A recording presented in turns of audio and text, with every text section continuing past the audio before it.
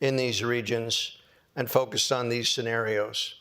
Now, the paper is quite lengthy. It's about 50 pages in length, and it goes into great detail on each of these 5 scenarios. I don't have time in my brief remarks today to go into them in depth, but I'd refer you to the study if you want specifics about force structure, geography, and so on and so forth. A few words about the threat as I see it. Virtually every Baltic and Nordic head of state, chief of defense staff, and intelligence chief has warned in recent years of the increasing probability of Russian aggression in the Nordic and Baltic regions. They assess that Russian aggression is most likely to occur in the 2 to 5 year time frame after a period of reconstitution, though some project even shorter time frames. As one senior planner told us in Helsinki, what Putin says he will do, he will do. The objects of such aggression would be to fracture the alliance, improve Russia's geostrategic position in the region, especially in light of Norway and Finland's accession to NATO, recover former imperial territories and possessions, and establish Russian dominance over the Eurasian landmass. This doesn't mean occupation of Europe, but it means to reestablish dominance in the region. My research suggests that large-scale force generation is underway now in Russia, and that the Russian economy will not collapse anytime soon. Russia is dug in for the long haul, and persistence in the face of difficulties and high casualties has been a defining feature of Russian strategic culture for centuries. As we are seeing now, Russian military operations will be preceded and accompanied by sophisticated hybrid, cyber, and disinformation activities at scale. A few words about the state of NATO as I see it.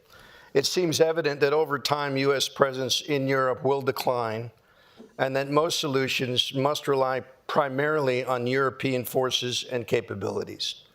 And that assumption underpins this study. However, some U.S. capabilities will be difficult or even impossible to replace, above all, strategic nuclear deterrence. European shortfalls in strategic mobility and ballistic missile defense are others that play heavily in these scenarios.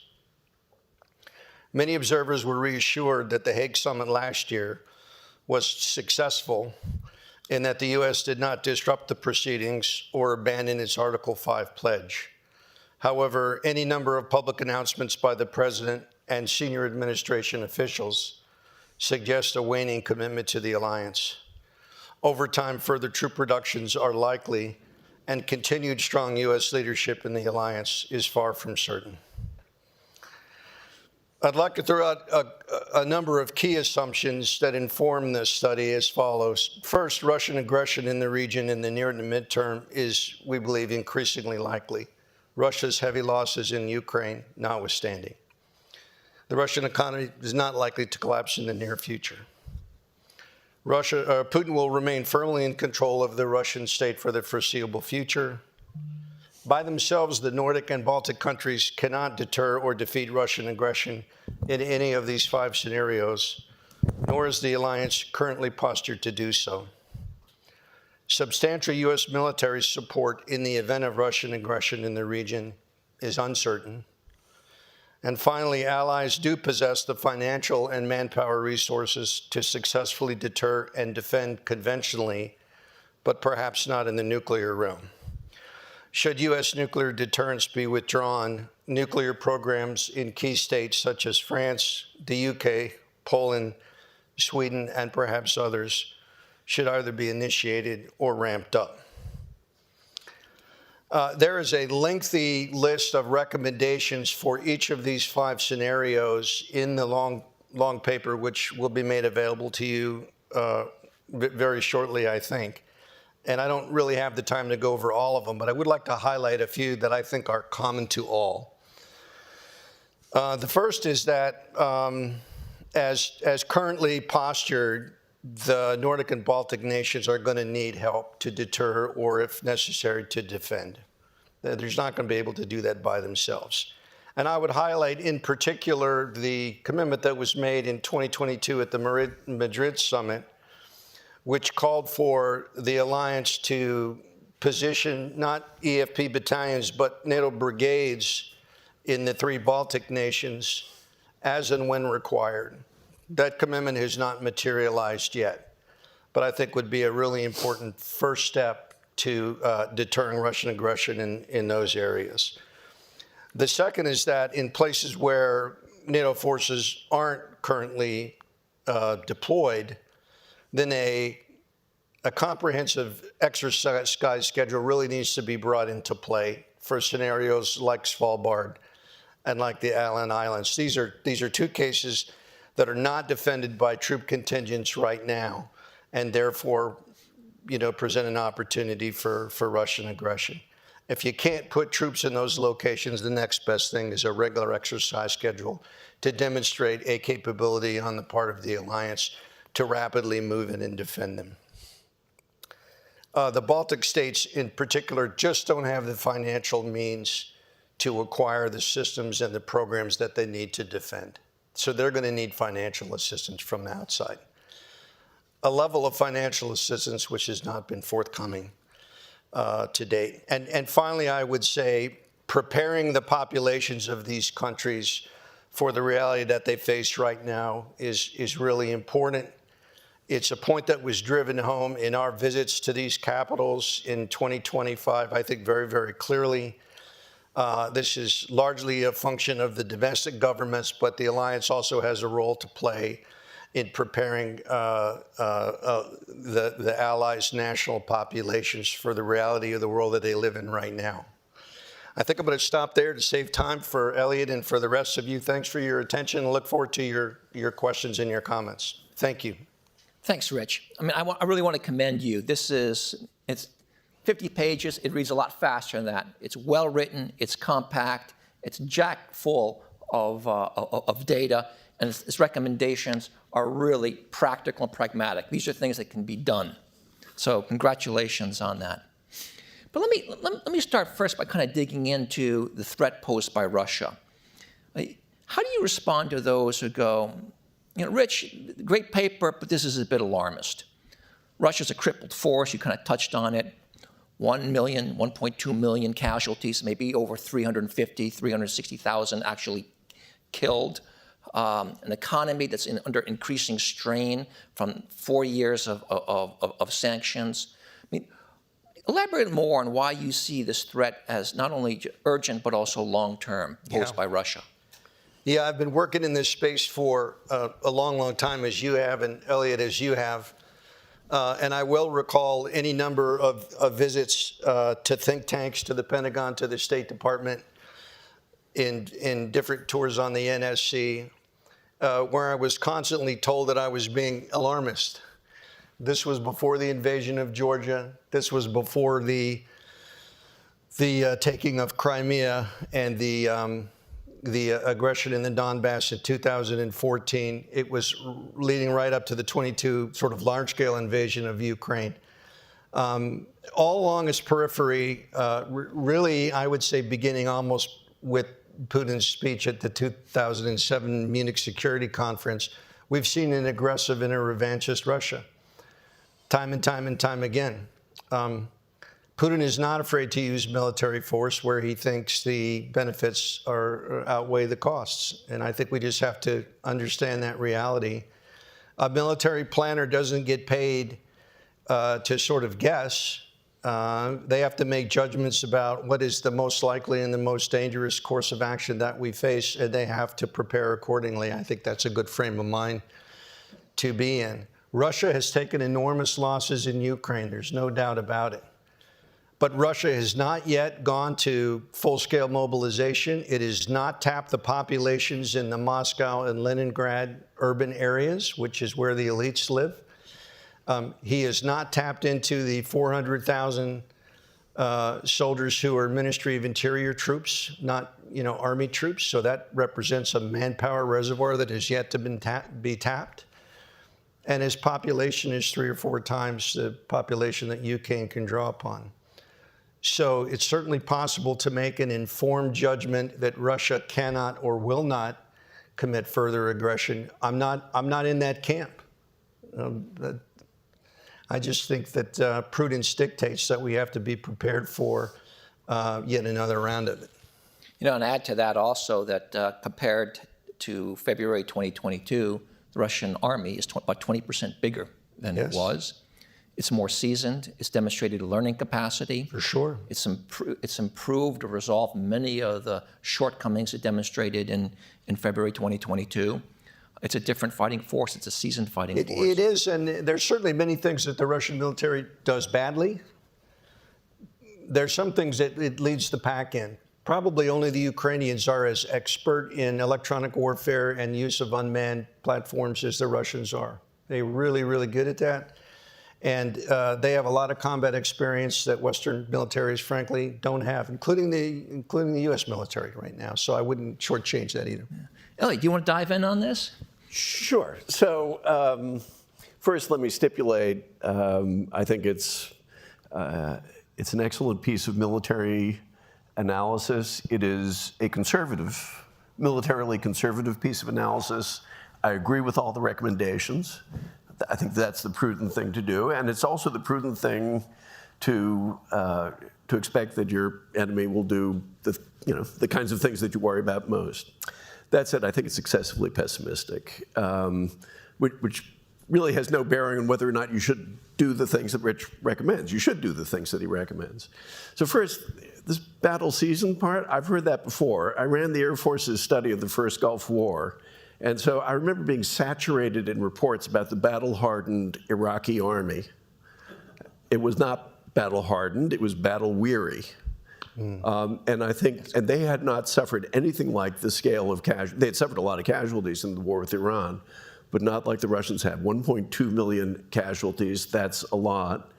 I would add parenthetically, I think there's a reason why Putin has not tapped Moscow and Leningrad, and that's because he does worry about his own regime. And in fact, if you look at the clamping down on things like Telegram and all that, that tells me it's a regime that is actually, internally much more worried than you might think. To the argument that the Russians always take a lot of casualties, but they persist. They took a lot of casualties in World War II, a lot of those Ukrainian, by the way. But at least they moved. The Canadian, I was talking to somebody who had just been visiting with CSIS, the Canadian Intelligence Service. They did a calculation, I don't know if this is true, but it's at least amusing, that if you had taken a snail and gotten the snail to march in a kind of linear direction, it would have advanced further since February of 2022 than the Russian army. I mean, this is, I don't think this is actually a particularly good army, and I also think that it's not just the forces that are present in Ukraine, but they've been drawing from all over the Russian military establishment. One of the lessons I think we should have learned from February 2022, and I will reference my own report on this, done at CSIS with Phil O'Brien, is it's not enough to look at the order of battle and say, okay, they've got this many divisions and this many pieces of equipment and all that sort of stuff. It's the intangibles which are going to be just as important. So I'm not sure I accept that. I think there are other aspects of this too which make it a bit more pessimistic than I would be. So for example, I think the air power balance is very different. I think in the air, the Russians would do very poorly, and this would be a war of movement, kind of like the beginning of the invasion of Ukraine. But I think the most important question here is, to what end? I think the logic of Rich's argument is that Putin would have to believe that by launching a direct blow against a member of NATO, an overt military attack, that weakens NATO. Now, I mean, of course, what matters is whether he thinks that's plausible. I would need to have more evidence before I believe that he thought it's plausible. But I think from sitting from here, you'd say that's not particularly plausible. I mean, last time they tried an overt military action, not against a member of NATO, but against Ukraine, You had 2 more countries join NATO. You had a whole bunch of European countries upping their defense budgets. You have more countries actually willing to talk about stationing troops forward. So I'm not as sure as the most pessimistic view that this is absolutely coming down the pike, and there are other reasons for that as well. However, having said all that, let me just stipulate, it's a very valuable piece of work, and I think we should do everything that Rich says we ought to do. It just, I'd be a little bit less gloomy about it, that's all. I guess I just push back a little bit and say, we have to be careful about projecting our perceptions, our value sets, our orders of priority, success on the adversary, because many same arguments were made against, the worry about a Russian invasion. I agree with that, Ian, but then you also have to produce some evidence for what the other side thinks, which is innately very difficult to do. Yeah. But there does have to be some evidence that that's his theory of victory. We had loads and loads of evidence before the invasion of Ukraine what Putin wanted to do, and even to some extent how he intended to do it. There's that ridiculous thing about the historical unity of the Russian and Ukrainian peoples. I don't think that there's a comparable body of evidence that would suggest that this is really coming down the pike right away, although, of course, you should be prepared for it, and we're not doing enough. That I entirely agree with. Rich, Elliot raised kind of an important point, to what ends? I mean, when I look at the map here, and I'm among those who are concerned about these kind of scenarios, but I'm interested in hearing, why would Russia want to go all the way out to Svalbard? Is that for a significant operational gain, or is it snatching a largely isolated island it's a great question. to create disunity? And the other scenarios, what they strike me is they're almost all in the NATO heartland. That's operationally difficult, right? And I'm not sure exactly, aside from the political impact or test, what would be the strategic value, the ends? Yeah, let's start with Svalbard. It's a test case. It's undefended. There are no Norwegian troops there. It's very far from the Norwegian mainland.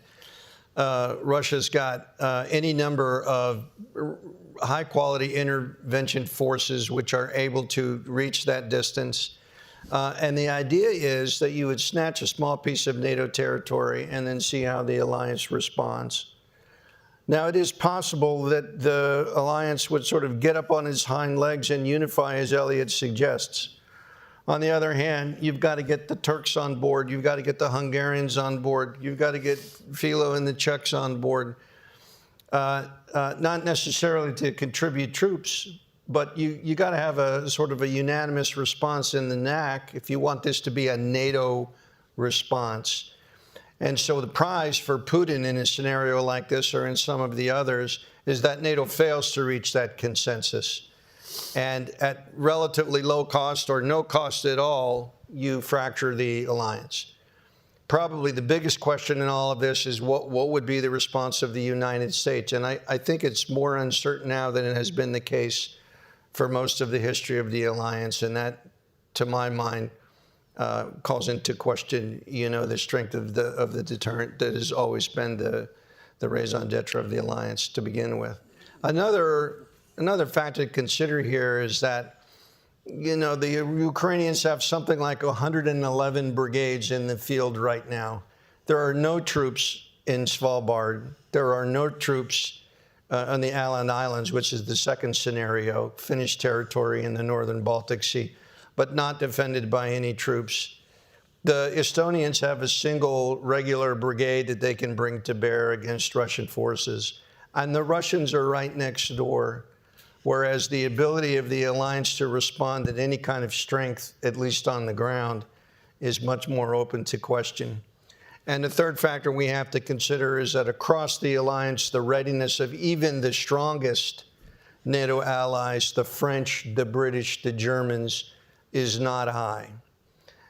By their own estimation, the British would require fully 90 days to get a single division in the field in the Baltic states. The French about 60 days. The Germans can't get a division there, even in that time frame. The Italians perhaps a brigade in 60 to 90 days. And that's far too slow to make a difference here. So there are some real security issues that need to be addressed. Listen, I 100% hope that Elliott is right and that Rich Hooker is wrong. I would love to see that outcome. But Putin has been saying what he's going to do for years, and then he turns around and he does it. And I think that's the world that we live in. We have to be prepared. I'm not saying that any of this is certain. I am saying that, in my opinion, it's more likely than not that we're going to see something like this in the next 2 to 5 years. That's my assessment. So again, I want to be very clear here. I'm just raising more uncertainty. That's all. I have more uncertainty about the judgments, I think, than you do. I also, and anybody who knows my writing over the last 10 years knows I am the last person to defend the current administration on just about any front.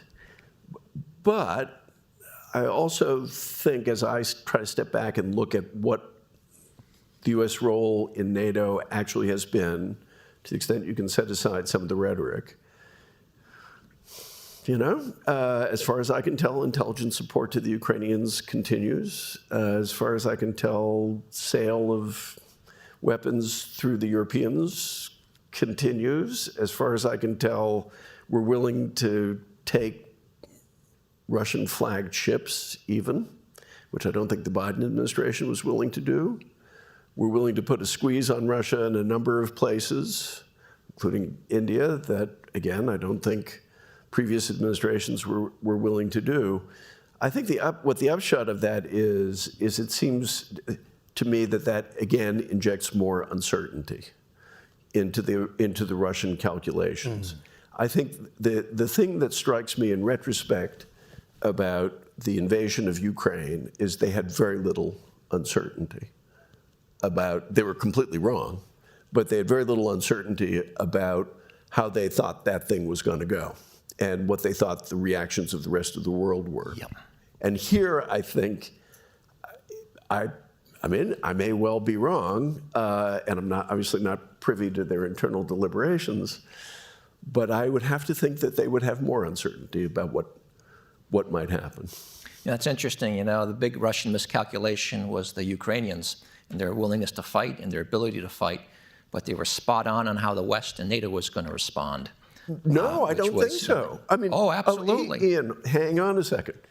If I had told you that we would be in a world in which the Germans are willing to provide the Ukrainians with anti-tank missiles and tanks and a whole bunch of other things to go out and kill Russians, would you have believed that? I would not have believed that. I don't think the Russians. February of 2020. I don't want to delay on, but I don't think the Russians were worried about that. They were worried about whether or not we're going to go and fight with the Ukrainians, and they got us right. We in fact vacated the country before they invaded.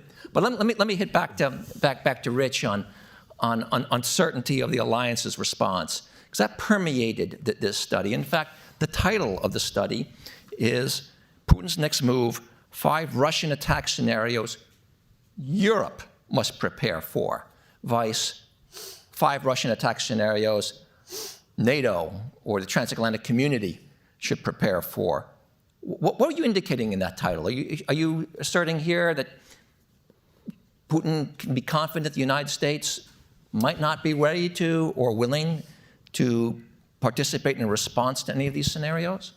Yeah, I think it's very much open to question whether or not the United States would respond militarily to Russian aggression in the forms that are described in this study.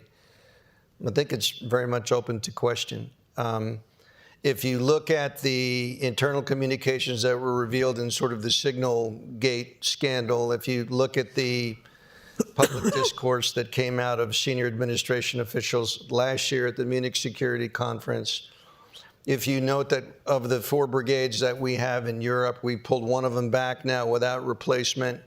We've just announced that we're going to downsize our component commanders from 4 stars to 3 stars in Europe, of course not in the Indo-Pacific region. And any number of other indicators, they call into question, the strength of the U.S. commitment to Article 5 in a challenging scenario like this. I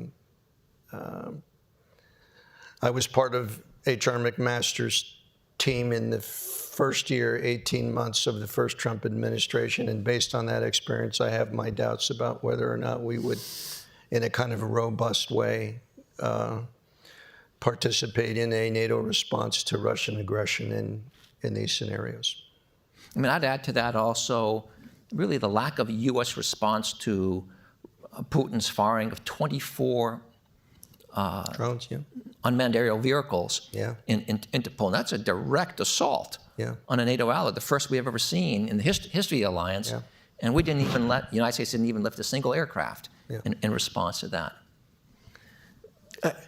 Well, I mean, again, what I would point out, and I'm the last person to defend the Trump administration. First, a lot of this is actually more about the shift in emphasis to the Indo-Pacific, which has been something people have been talking about for a long time, and you may approve or disapprove, but it's not the same thing as walking away from Article 5, A. And B, we have done a number of things to the Russians, even in this administration, which previous administrations were not willing to do. Let's face that. I mean, with the Trump administration, I think it's so important. You got to take the rhetoric seriously, but you also have to look very hard at what are the concrete actions that they are taking. That there's uncertainty, unquestionably. I mean, it's life, it's politics. But the question is, how does the Kremlin read that uncertainty? And that, I think, we don't have evidence, or at least I don't have evidence, so I can't really judge it. But that's not the same thing as saying, well, you can't count on the United States. And in fact, I think that's a somewhat dangerous message to give the Europeans, because then I think they really begin to panic and not behave in the most productive ways. The one other thing I would say is, look, this administration has been willing to use force.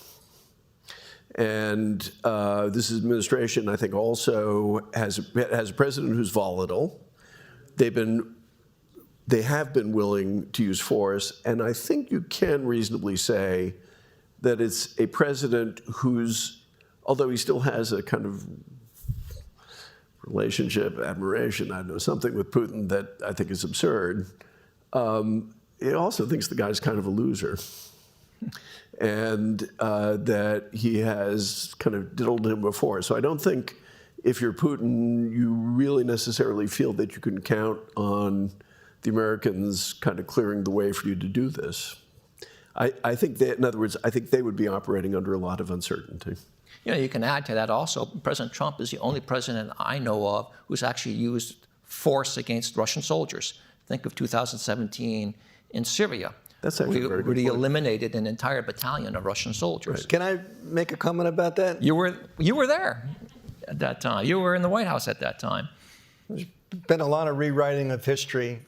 That fight on the ground where U.S. Special Forces took on the Wagner Group attack across the river was over and done before our most senior leaders were even aware that it was happening.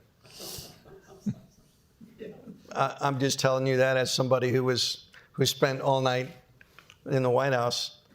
There was a one-star commander on the scene who took immediate action to protect his force, and the fight was over and done with, and there were a lot of dead and wounded Russians before anybody of cabinet rank, and certainly the president, was even aware that it had happened. Did anybody object? After the fact? Yeah. Say Well, it's tisk. a little bit Did late anybody to even it. say like tisk tisk? I would note, as a matter of historical record, that because the Russian elections, if you want to call them that, were scheduled only a month later, the judgment was that calling Putin out for that publicly wouldn't be a smart move to make, because you would, in a way, you would force him to respond to that. So if you recall, the administration said very little about it at the time. And for, in my opinion, for good reason. So now, after the fact, a lot has been made about how we stood up to the Russians and we slayed them in their dozens, but that's not really the way. Well, we got a special, I think, first time really the way it historical played out. insight into that here at the Atlantic Council. Yeah. Well, let me ask Professor Cohen, how does Ukraine fit into the calculus for these scenarios? Could one say if there is a ceasefire that it actually makes it more likely because Russia could reposition forces? Or is it the opposite? If Russia is really doing badly in Ukraine, falling back for some reason, they might be willing to take the risk of lashing out through one of these scenarios? I mean, it's kind of boring for me to keep saying, well, I don't know. But the truth is, I don't know, and neither does anybody else. Look, I think one thing that's become clear is the Ukrainians are quite willing to keep on fighting, as exhausted and blood-drained as they are, because they know what the alternative is. And point one. Point two, thus far at least, despite lots of predictions to the contrary, the Russians have not been able to get a breakthrough or anything remotely like that. Point three, as far as we know, Putin still thinks he's going to win that one. And he still thinks that time and military pressure are on his side, which does not mean he's right, because I think his information bubble is even worse than President Trump's. So I think the thing is that happens. I think if that continues until there's some resolution, I think that resolution will frankly come with one side having some sort of disjunction, some sort of crack. But other than that, I don't really see this thing ending anytime soon. And if that's the case, then I find it hard to believe that the Russians will decide that it's a good time to open up another front where you're still engaged in active hostilities in Ukraine. And that's about as much of a judgment as I would feel comfortable making. Rich? Well, the Nords and the Balts disagree. And, they live in that neighborhood, and they've paid close attention to the repeated statements on the part of Putin and his inner circle about the oppression that the Russian ethnic minorities in some of these regions supposedly are under, the desire to restore or recover lost imperial territories, and so on and so forth. You all are familiar with these because they've been very well publicized. The judgment that has to be made is, does Putin mean what he says or not? Look, in a number of these scenarios, the amount of military force that would need to be brought to bear for the Russians to achieve their objectives is not great. And so to that extent, it wouldn't impinge in my judgment on the operations that are ongoing in Ukraine. Right now, we're not talking about 50% of the Russian military. We're talking about 5 or 10% of the Russian military. So. But if I could, the first thing doesn't count as evidence. If I was the leader of a Baltic state or a Chad or something like that, I would have exactly the same fears, and I would be saying exactly the same thing. That does not mean that their sources of information are superior to anybody else's. It's a function of where they are physically and what they are seeing, which is the same thing pretty much as we see. Again, I'll just refer to this study that we did. Their assessments of the Russians and Ukrainians before February 2022 was no different than ours in terms of how that was likely to play out. So I think they have a keen sense of what a predatory power Russia is, absolutely, and it is. But that does not mean that their assessment of risk is therefore more accurate, or at least I don't feel that I have evidence of that. And secondly, while I take your point about none of these scenarios, particularly the ones in Svalbard and Åland, where there's no regular defending force, although the Norwegians do rotate forces through Svalbard for exercises, that assumes that the way the Russians think about this is that an actual direct open attack on a NATO country involves a one-step move. We do this and nothing happens afterwards.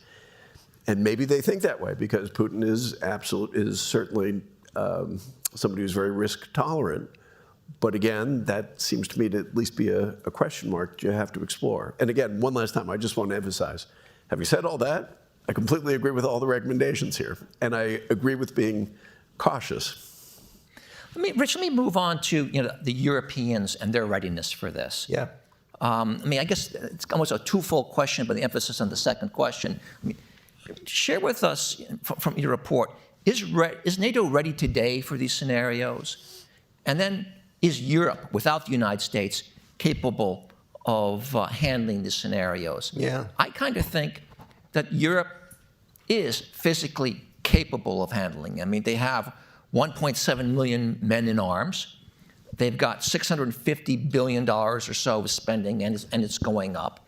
So it's not so much they lack capabilities, as perhaps maybe they lack the will and the unity to leverage that capability to effectively deter and, if necessary, defend against these scenarios? Well, you're right that at the end of the day, political will is the most important component. Everything else hinges or depends upon on that ability.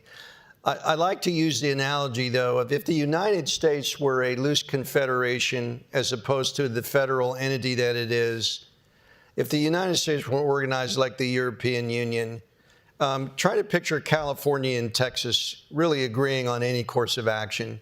It's kind of hard to imagine.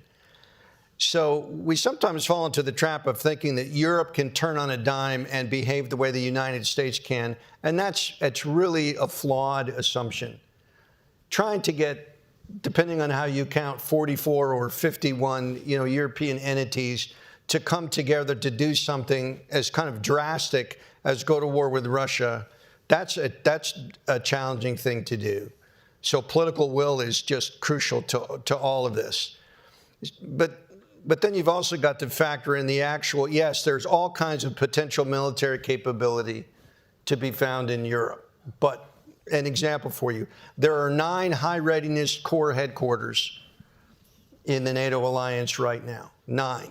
None of them qualify as a real corps headquarters as the United States understands the terms, which means a fully staffed and fully trained battle staff, which is exercised regularly and has all the enablers that a corps is supposed to have, which means an artillery brigade, an engineer brigade, a signal brigade, a support logistics brigade, and so on and so on. None of them have that.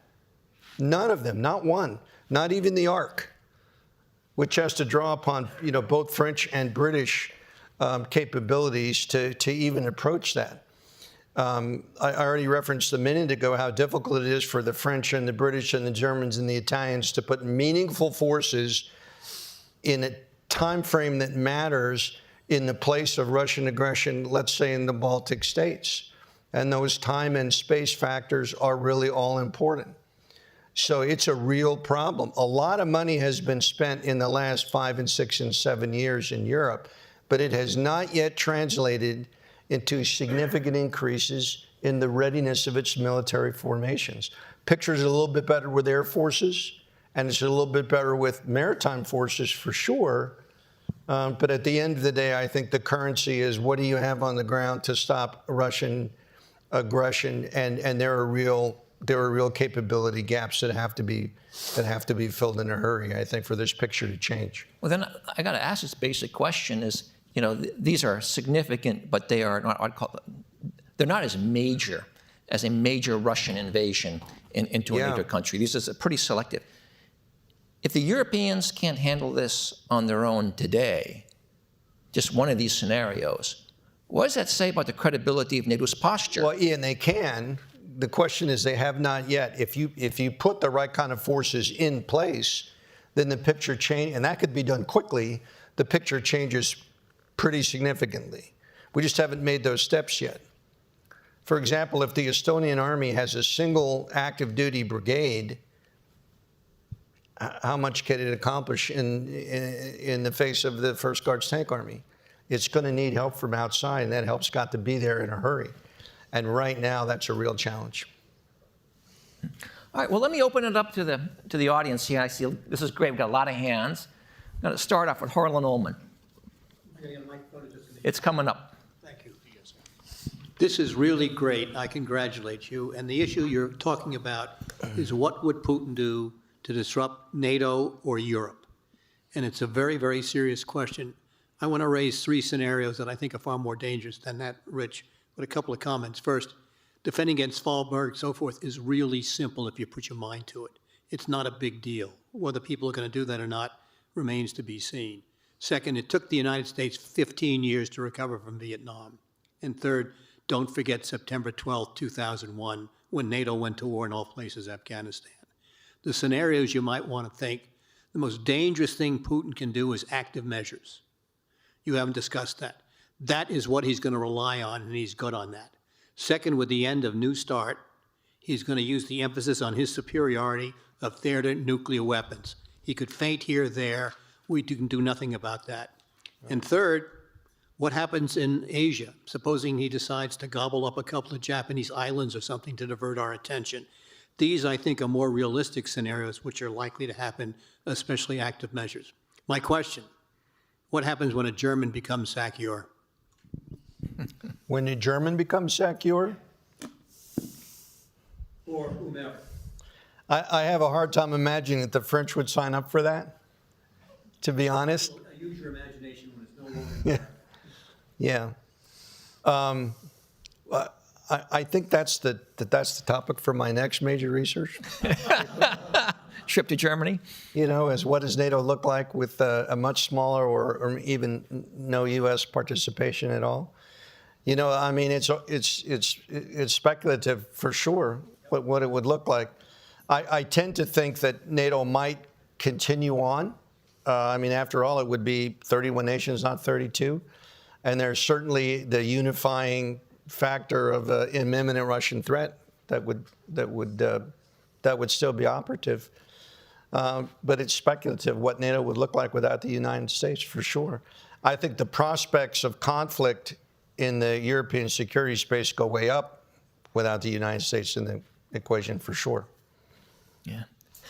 I would say that's the beginning of the end of NATO, because I just can't imagine any U.S. president wanting to place U.S. forces under the command of a European. But Elliot? So I think the really critical question actually is the nuclear question. And I mean, in some ways, this is a completely separate conversation because it's what is the role of nuclear weapons in American strategy, but also in the global balance of power. And I think the most interesting question, Harlan, again, is the one that, you know, for which we have no real evidence. It's when do you begin to have other countries decide to go nuclear? I'm thinking particularly, I've had plenty of conversations with Polish colleagues who are now willing to openly discuss some of those things. Even the Swedes, you know, I've had conversations which took me aback. For sure, if the Ukrainians thought they could get away with it, they would.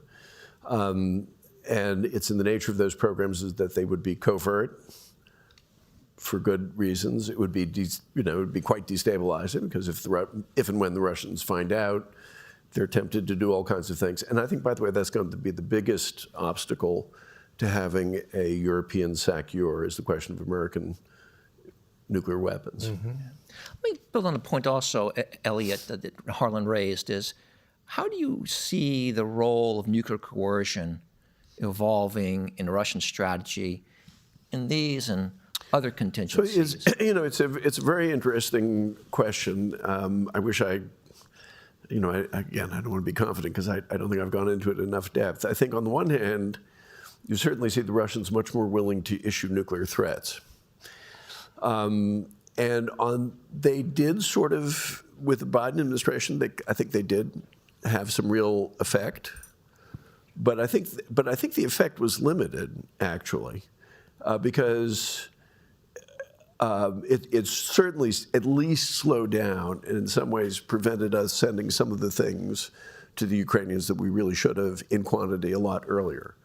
But it did not. There were a lot of things that the Russians threatened to made threatening noises about nuclear weapons about, which, when we actually did them, nothing really happened. ATACMS. But even, the fact that, the Germans didn't simply kind of melt in the face of Russian bullying when it came to delivering lethal aid. And again, I want to stress lethal aid to the Ukrainians. That is a very big deal. And they ended up being willing to do it. So I am not sure that it plays out quite the way the Russians want. By the way, as long as I've got the floor, I'm going to throw out one other thing that we haven't talked about, which is one of the consequences of this war is Russia increasingly becoming a vassal state of China. And I think that's another part of the considerations and calculations that a Russian government has to make, how much further they want to go down. Now, they are saying, look, this is what we did with the Mongols, better to kind of deal with the Mongols than with the Germans. And that's probably convincing to some Russians who have a kind of mystical view of their own history and a kind of affection for the Mongols. But I am not sure that actually applies to all of the Russian elites. And I suspect that Putin is aware of that. Great. I think a gentleman right there. Hi, thank you. It was really interesting. Nordic and Baltic countries are drastically different from each other. Nordic people do not have first-hand experience with Russian aggression, Russian culture. They are absolutely unfamiliar how the way Russians approach their enemies, while Baltic and Russian cultures are quite intertwined. They know each other very well. Their institutions studied one another extensively. So my question is, what do you think this lack of familiarity from both sides when it comes to Nordic people is a weapon or a vulnerability that Russia could exploit? And second question is, why do majority of scholars and analysts think that most likely next target of Russia will be Nordic and Baltic states, and rather than South Caucasus, where they never actually stopped illegal borderization, and they even continue to kidnap civilians, for example, in Georgia along occupation line? Thank you. Rich? Well, my own sense is that the Finns and the Norwegians in particular understand the Russians very, very well. They have a conflict history. They have a shared border. Obviously, their intelligence focus is overwhelmingly on the Russian Federation. They don't have the same World War II experience, but they have their own World War II experiences to share. So while I don't know that their perspectives are identical, I think in their own ways they have a good understanding of Russian capabilities and Russian intentions. I think it's probably better than our own, just because of their proximity and their histories and all of that. I'll defer to the two of you for an answer to the second question. Yeah, so on the first one, just to reinforce what Rich said, I think the Nordic sensibility, you cannot talk to a Finnish defense expert for more than 15 minutes without getting a lecture about the Winter War. That's so deeply embedded in them. But it's a different experience than the Baltic experience. It's an experience of ferocious resistance that bought them something. So the sensibility is different. With the Norwegians, what always strikes me is it's the experience of 1940, of occupation, and the determination not to let that happen again. And that's why you get things like that television series Occupied, which is actually really about 1940. It's not just about now. And with Sweden, there's a deep history with Russia involving, first time Narva shows up, it's the Battle of Narva. And so the point is that the historical sensibilities of each of these countries is different. But I think it definitely causes the Nordics to think about Russia as a potential enemy, particularly now, and everybody's, of course, reacting to Ukraine. I think your question is very, very good about, okay, why is everybody focused on the Baltic states and the Nordic states rather than NATO's southern flank? I would say the reason why I think is because it's a much harder border. They can, in the south, in places like Georgia or Moldova and so on, they can do more of the kind of active measures, subversion, that sort of stuff to get what they really want, and to some extent they have. There's a kind of a clarity about the borders and national sovereignty in the northern case, which tends to make us focus more, when we think about overt military action, to think about it there rather than elsewhere. But I think your point is very, very well taken. We got about 2 minutes or 5 minutes less. We got one question in the back, right there. Yep. And then I'm going to hog the last question. Normally my voice carries, but I'll stand up anyway. Rich knows me. Rich, air superiority over the battlefield, the battle space is critical in conventional wars. You know that. To what extent did you look at TAC air, air-to-ground, air-to-air in these scenarios? And could that be a real help in this context for NATO to be able to deter and defend? And then also at the bottom of the map is Poland. How important is Poland in these kind of scenarios? Yeah, look, if NATO has a silver bullet, it's NATO air power. NATO's got a lot of fourth and increasingly fifth generation aircraft. It's an open question how effective the air defense complex around Kaliningrad and St. Petersburg, for that matter, can be. Some experts think it would be really tough to take those down, which you need to do to employ NATO air power fully. Others seem to have more confidence in our ability to do that. Would have to see how it would play out in in the real world. I agree with Elliot that NATO air power is superior to Russian air power, but Russian air defense is significant and not to be, dismissed out of hand. And your second point was Poland. Increasingly the strongest military power in Europe. 4 divisions, good divisions, significant reserves, which most European militaries don't have, the Finns accepted. Buying HIMARS, buying F-35, buying M1 tanks. Defense spending has doubled and continues to increase.